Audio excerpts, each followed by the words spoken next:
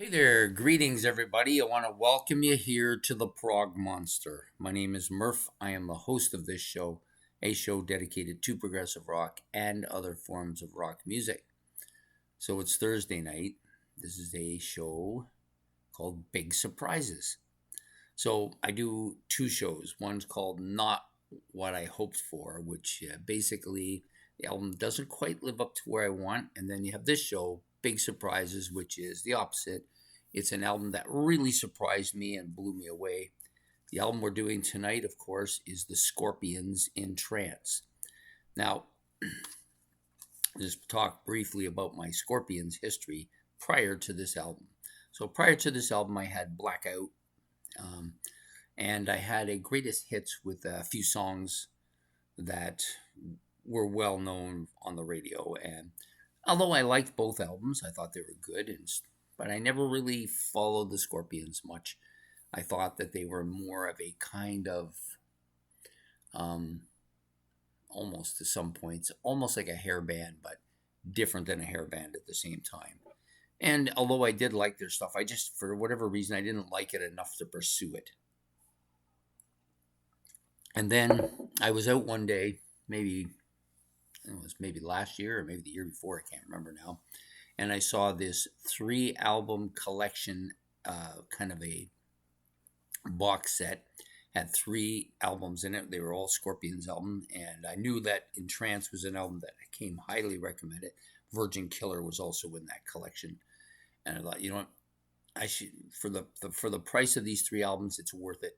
Let's just get it and see if I like it, right?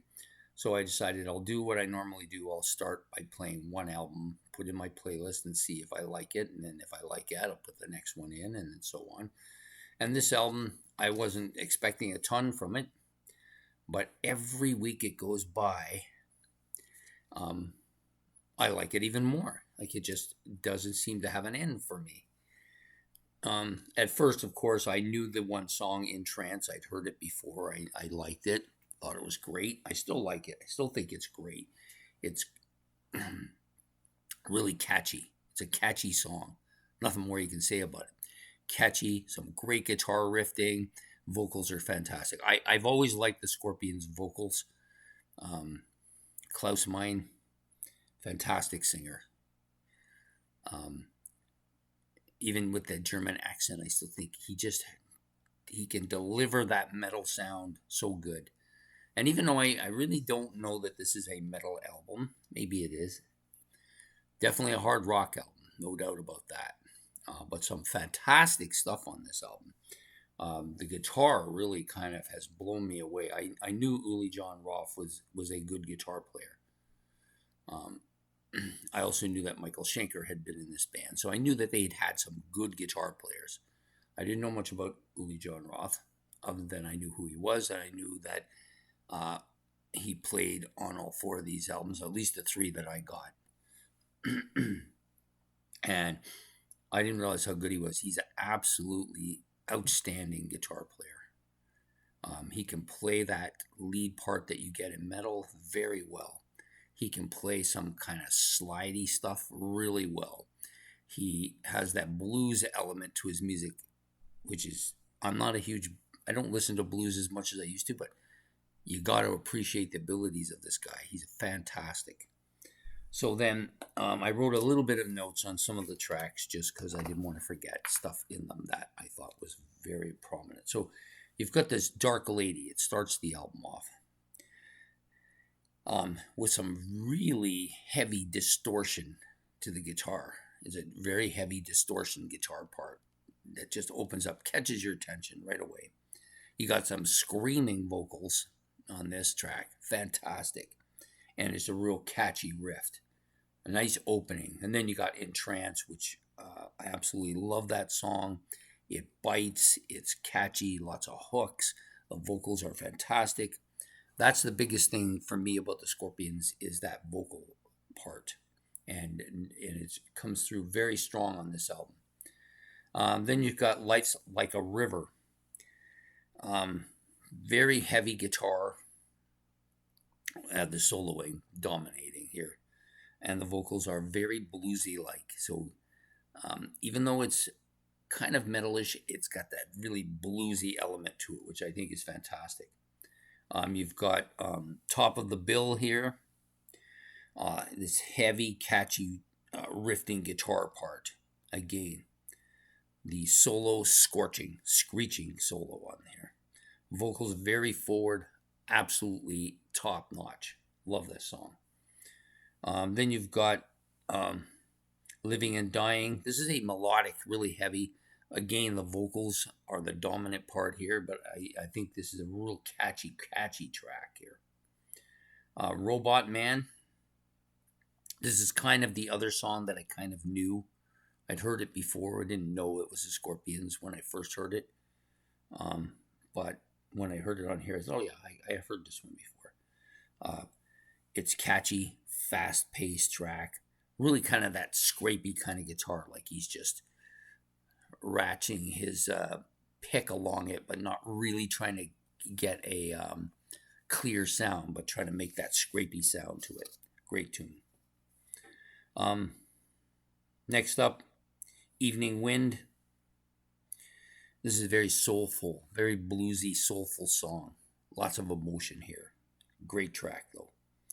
Sun in Hand, or Sun and Hand? Sun in My Hand. Sun in My Hand. Sorry, I missed a word there.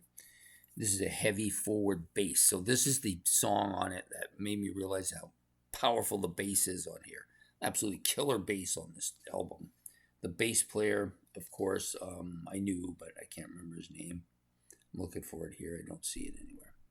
Anyways, great bass player. Really strong, very heavy, very catchy bass here on this track. Next song, Longing for Fire. This probably has the best harmony of all the songs on the album. Really strong, really great harmonies on it. Vocals here are catchy. This real catchy riff here. And then it ends off with Night Lights, which is a slow, kind of quiet, melodic guitar part throughout the entire song. Not really my style, but I appreciate the ability here. So I kind of broke down the songs, which is something I normally do on Look Back, but I just wanted to give you the feel for the album. This is so catchy, and every time I listen to it, it just keeps going up in my esteem. Unfortunately, it's on my playlist with a bunch of really strong albums, so it's not getting kind of maybe the notoriety that it should get. But it's been on there about 5 months, and I don't see anything in sight about me pulling it either. So, which means I still have the weight on the other two albums, which I'm hoping are going to be really good too. Maybe they're going to be better. I don't know, but this is going to be hard to top. Really surprised. When I first heard it, I thought, yeah, I know that song, but maybe there's much else here, right? Yeah, I'm a little slow to develop, I get it. But now, every time I listen to it, it's, oh, wow, that's so good. Wow, that guitar is so fantastic. You ever get that feeling when you're listening to something, you just say, wow, how good is that? And that's the way I feel about this one. So it had to be an album that I did something like this for. So I've already done a look back at a classic rock album. And if you want to go back and look at that, you can. But that was much newer. Yeah, I haven't done anything like that for a while. I hadn't listened to it as long. Now I could probably do a lot better one on it. But we're giving it a second chance here on Big Surprises. And this is the album for today. Big Surprises by the Scorpions. Album is In Trance. Highly recommend it. So anyways, thank you for joining me here, and please hit the like, subscribe, and notification bell. And if you want to make comments on In Trance, you could do that in the comment section below, and we will be back next week with an episode of Not What You Hoped For. Okay, that's the episode, not the show.